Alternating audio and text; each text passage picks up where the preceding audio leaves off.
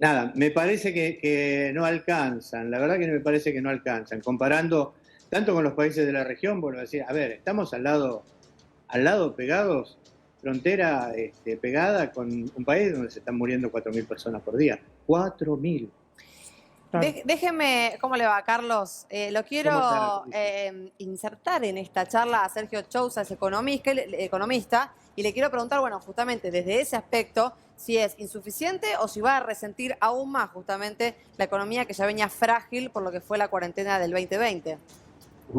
Hola, muy buenas tardes. Bueno, algo de impacto obviamente va a tener porque hay actividades comerciales que buena parte de su comercio lo tienen en horarios nocturnos. Uno tendería a pensar que la enorme proporción del flujo productivo se da en horarios diurnos o por la tarde, con lo cual va a resentir en una medida muy menor, ¿no? De hecho, esta intención de limitar la circulación de este modo se hace como producto de que se restrinja lo menos posible a la actividad productiva. No va a ser nulo el impacto, pero va a ser muy acotado y además teniendo en cuenta que a priori el horizonte sería de 3 semanas, después obviamente veremos si se termina extendiendo un poco más, pero Sí. si uno lo piensa como un esfuerzo importante por 3 semanas, no creo que tenga un impacto muy significativo.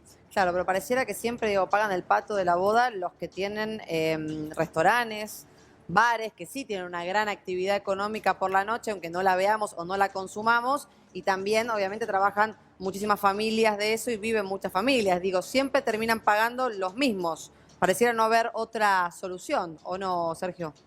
Sí, para ese sector, obviamente, tanto el sector de restaurantes como el de hotelería y toda la actividad Hotelería. turística, no solamente acá, sino también en todo el mundo, ha sido el gran perdedor de la pandemia, así como otros sectores han tenido aún más ventas que antes, ¿no? Pero bueno, Sí. es triste, digamos, es algo que genera mucho pesar y mucha angustia en el sector, pero hay que entender que lo que podría ser el contrafáctico de que Argentina tenga una disparada aún superior que la que está teniendo en la cantidad de casos, no resolvería el problema aún así vos no establezcas medidas de restricciones. ¿Por qué? Porque la gente cuando empieza a ver 20.000, 25.000, 30.000 casos, se queda en su casa igual, aunque vos establezcas o no restricciones. Entonces, me parece que la mejor salida del laberinto de que sigan cayendo los niveles de actividad para los sectores del servicio, muy en particular hotelería, restaurantes, es parar la pandemia, tratar de bajar la circulación viral como más o menos estuvo vigente en los niveles de fines del año, inicios de este año, y de esa forma de a poquito ir empezando a recomponer niveles de actividad. Sergio, déjame sumar a Yamila Guzmán, que es una de las seguramente patas de esta pandemia que más la padeció y que seguramente ahora no está de acuerdo con las nuevas medidas, porque es gastronómica. Yamila, ¿cómo te va? Buenas tardes. ¿Cómo andan, chicos? Un gusto. Sí, yo recién estaba escuchando a Sergio hablando, diciendo que, bueno, que estas medidas no iban a afectar tanto, y la verdad que no sé si está al tanto de lo que es el sector gastronómico. El sector gastronómico viene de 7 meses de estar cerrado completamente. Tuvimos la ayuda del ATP, el ATP es el 50% del sueldo, que es un ínfimo porcentaje de lo que compone el costo de un local. Entonces, volver a repetir esta misma situación una y otra vez, porque de verdad nosotros nos encontramos hoy tratando de saldar las deudas de lo que fue la cuarentena. Ni es que estamos al día. Tenemos deudas de planes de financiación, en mi caso debo servicios. Siempre la prioridad fue cumplir con los empleados del día 1, pero bueno, hoy nos encontramos en la misma situación que es dibujada porque sigue siendo una cuarentena y la realidad es que el sector gastronómico labura de noche. Claro, bueno, por eso lo que yo decía. Entonces, Claro. decirles que a las 11 tienen que cerrar es matarle el último turno, que es el turno grande, el grueso. En mi caso yo tengo heladería y aún es peor, porque nosotros, la gente va a comer y viene a comer el postre. Claro. 12:30 es mi horario pico. Claro, y va a estar cerrado. Claro, encima, que, digamos, ahora viene el invierno, que supongo, o creo yo, que baja un poco, digamos, lo que es la venta, pero igualmente tenerlo abierto a ustedes le da un flujo, no sé si tenés cafetería también, por ejemplo, Sí, pero digo, sí. es el postre, es lo que vienen a comer y ustedes directamente los liquida esto. Y me parece que es importante hacer hincapié en esto. Yo también hablaba con gastronómicos hoy que tienen, por ejemplo, restaurante, que se reconvirtieron en, no sé, pastelería, pero digo, todavía están arrastrando de lo del año pasado. Y de nuevo tienen que ser, como decía antes, los que pagan el pato de la boda. Claro, tal vez el 2021, digo, Yamila, cortito digo, pero el 2021 sirva en una de esas para empardar el 2020 o Claro. ponerse y levantarse. Pero, Carlos, digo, lo que dice Yamila recién, hay como algo en el aire, no sabría cómo ponerlo en palabras, pero como que nadie cree realmente que esto el 30 de abril es un punto final, ¿no? Como diciendo, bueno, el 30, no todos nos portamos bien, todos nos lavamos las manos, todos nos aireamos, nos ponemos a 2 metros, no hacemos clandestinas, etcétera, etcétera, etcétera. Ergo, el 2 de mayo, digo porque el 1 es feriado, el 2 de mayo se podría volver a flexibilizar siempre con los cuidados. Se habla que la pandemia va a quedarse 5 años, al menos en el planeta. ¿Existe este humor o esta sensación de que la cosa no termina el 30 de abril? Y existe porque es más difícil que un camello pase por el ojo de una cerradura, digo, para ponernos bíblicos, ¿no? Claro. Existe porque además tenemos la experiencia 2020. Existe porque las pandemias, digamos, en el mundo, las grandes pandemias han durado con vacunas y demás, han durado 4 o 5 años hasta volver a acomodarse. Digo, nosotros tuvimos la epidemia de polio, todos ustedes son muy jóvenes, pero la epidemia de polio, digo, se reacomodó recién 5 años después de que se anunció que estábamos en epidemia. Y me parece que además hay ahora una especie de asimetría entre los que nos cuidamos muchísimo y los que ya han descartado la posibilidad de cuidarse porque han decidido que nada, que su libertad, su vida, las ganas que tienen de estar haciendo alguna otra cosa, digo, vale la pena el riesgo, porque son jóvenes, porque están ansiosos, porque un año y medio, digo, con algún nivel de encierro, con la imposibilidad, digo, de tocarse, de estar cerca de los afectos, de un montón de cosas, digo, produce un sistema de agotamiento. A mí me pareció siempre muy, muy relevante una cosa que no se hizo desde el principio. Nunca se incorporó al diagnóstico a sociólogos. Tuvimos una gran cantidad y una gran calidad, digamos, de científicos y de economistas discutiendo esto, y la verdad es que los sociólogos han brillado por su ausencia. Sergio, te pregunto si en todo el planeta, porque hablamos de la pandemia, es algo que agarra a todo el mundo, y es verdad, ¿cómo fueron en las economías de Europa, de Asia, de Norteamérica, de América del Norte? ¿Cómo fue esta conjunción de economía-salud? ¿Fue también esta falsa dicotomía de la vida o la muerte?